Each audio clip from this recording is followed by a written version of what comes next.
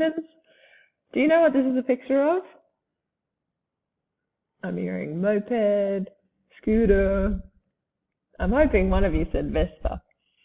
Vespa, does that trigger anything for you? It should. So we have talked about VESPA. VESPA is an acronym. An acronym means a word that each letter in that word represents something, and it's a memory tool for you to help you remember how you should solve word problems. Okay, because when we look at 5G, this idea of algebraic modeling, it's kind of some big words, isn't it? And all it means is using algebra to solve word problems. So that's all we're going to do, is use algebra, which is letters, to solve word problems. And the best way to go about doing that is first you want to visualize, which means you want to draw a picture. That's not always going to be necessary, but if it is helpful, then I would definitely suggest it. Then we need to think about our variables. Variables are letters, and so we need to define them. If you're going to use, if we're talking about how many goals you score in a soccer game, you could use G to represent the number of goals. You could use X because maybe you just are used to writing X's, so you want to do that. You could use H. You could use any letter that you wanted, but you need to tell us what letter you're using. So you need to write a small line that says G equals number of goals, so that we know when we see that G written down what it actually represents.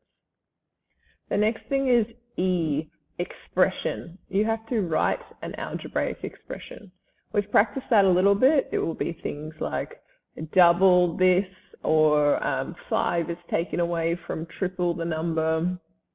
You have to be able to transfer the words into the maths. And that's usually the hardest step. It really is a challenging thing. So don't beat yourself up if you are struggling with that, because it is really, really hard. Then we're going to solve if you can.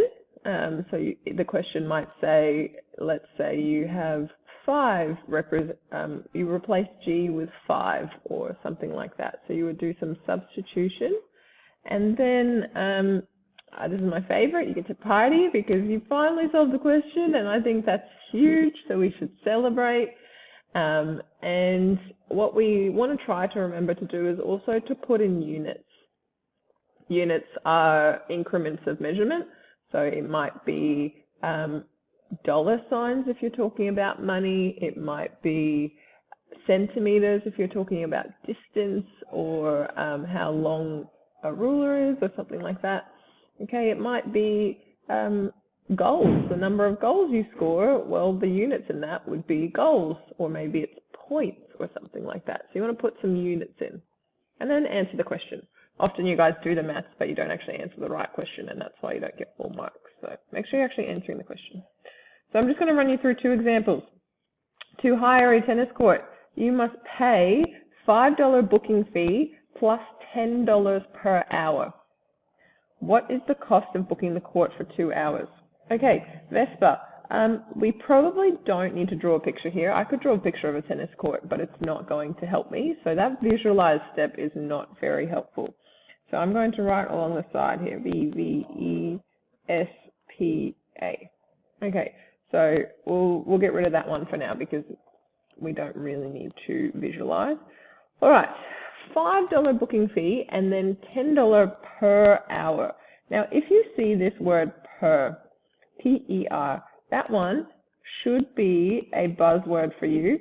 Whenever you see that, it means times. So every time, so you pay $5 just to book the court, and then, so let's actually figure it out a little bit and see if we can find the rule. It's $5 to book the court plus $10 per hour. Okay, so like if we do 1 hour, it's going to be $15. If we did 2 hours, it's going to be that $5 booking fee plus $10 times 2, which is $25. If we played for 3 hours, it's going to be the $5 booking fee plus $10 times 3. So that's $35.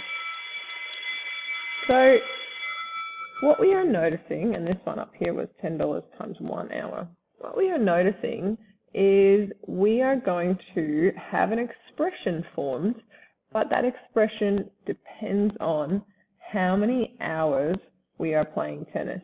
So this, these green ones here that I've highlighted yellow now, that's how many hours we're playing tennis.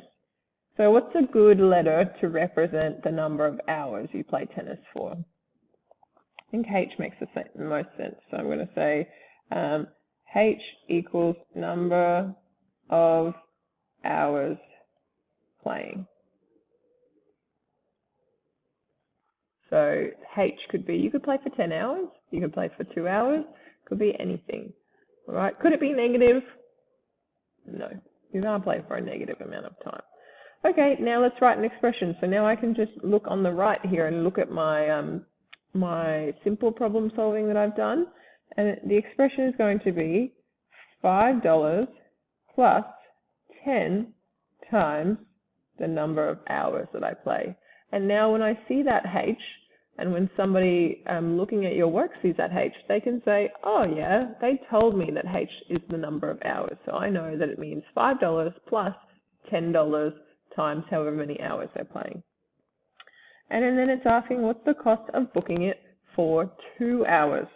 So that's my solve. 2 hours, I need to replace H with 2 because I'm playing for 2 hours. So when I solve that, I get 5 plus 20, which equals 25 hours. No, sorry, $25. And that leads me very nicely to the next line, which is to put in units. And we are talking about a cost here.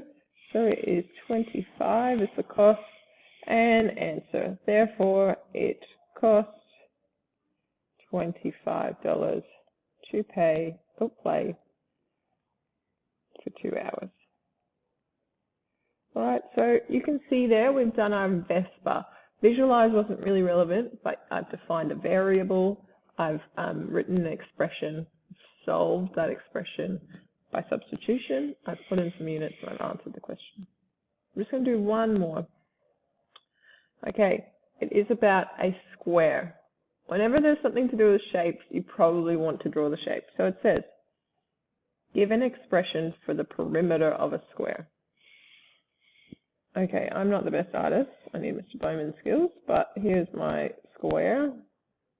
That looks pretty square. What do you know about squares? You know that every side length is the same. So, remember our VESPA. We have visualized, which is good. So we can say, yep, visualize. Now, we need a variable. What do you think? We're doing perimeter. So, perimeter is adding up all of the outsides. All right, so if I want to add up all the outsides, well, I need to know what the sides are. But we're using algebra, so we can make letters to represent the sides. So I'm going to call this side length x. So x equals side length. All right, then it's a square, so every side length is the same. X, x, x. All right, now I'm ready for an expression, or I'll even make this one an equation. P equals, P stands for perimeter. Now I haven't defined that, but that is because that is a mathematical standard. If you write like P equals, we know you're talking about perimeter. If you write A equals, we know you're talking about area.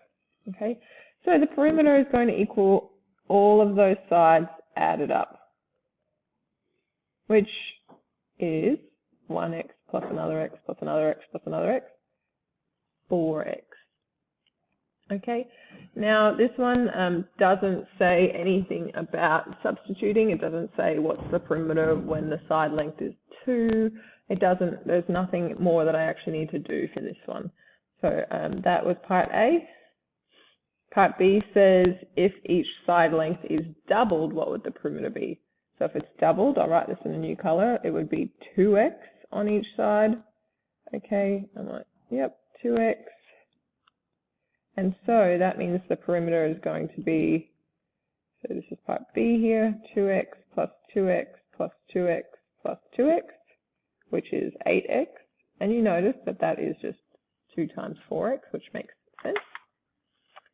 And the last step is, the last question is part C, which is asking you to find what happens if the side lengths are increased by 3. So think about how old you are right now. If you increase your age by 3, what have you done? You have added 3. Good. So if I have a side length and I want to increase it by 3, I add 3 to the side length. And it's going to look like this, x plus 3.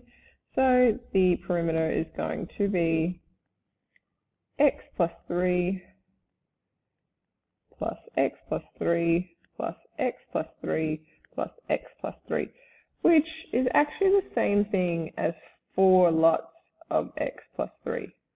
Okay, so you could solve it 2 ways. You could do x plus 3 plus x plus 3 plus x plus 3 plus x plus 3, which will equal 4x plus 12. Or you could use 4 outside of x plus 3 and use your expanding brackets knowledge that that will be 4 times x plus 4 times 3, which is 4x plus 12. This is the same answer. So that's one of the beautiful things about maths. You can do it lots of different ways. So I hope that provides a little bit of clarity around that idea of VESPA.